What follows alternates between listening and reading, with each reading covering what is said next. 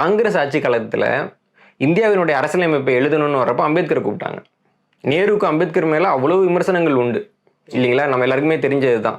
ஏன்னா ஏன் அம்பேத்கரை கூப்பிடுறீங்கன்றப்ப நேரு சொன்னாரு, சுதந்திரம் கிடைச்சது வந்து இந்தியாவுக்கு தான், காங்கிரஸ்க்கு கிடையாது.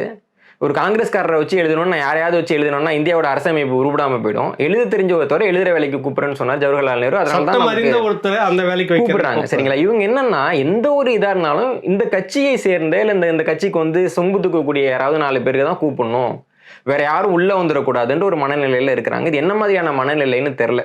இப்போ முன்னாடி எல்லாம் பாத்தீங்கன்னா சில விருதுகள் வந்து திமுகவை சேர்ந்தவங்க விருது அறிவிப்பாங்க, அந்த தொகை இருக்கும், அந்த விருது கொடுக்கக்கூடிய அமைப்பு தான் விருதாளரை தேர்ந்தெடுப்பாங்க. இதுதான் வந்து எல்லா அமைப்புலையும் இருக்கக்கூடிய முறை இருக்கும். இப்ப வந்து என்ன சொல்றாங்கன்னா அந்த விருதுகளுக்கு கூட நாங்க தேர்ந்தெடுத்து ஒருத்தர கொடுப்போம். ஏன்னா நான் கொடுக்குற காசு தானே நீ கொடுக்குற, நாங்க தேர்ந்தெடுத்து ஒருத்தர கொடுப்போம், அவருக்கு ஓம் மேடையில வச்சு ஓம் பேரால நீ விருது கொடுத்துக்கன்னு சொல்லக்கூடிய நிலைமைக்கு ஒரு பாசிஸ்ட்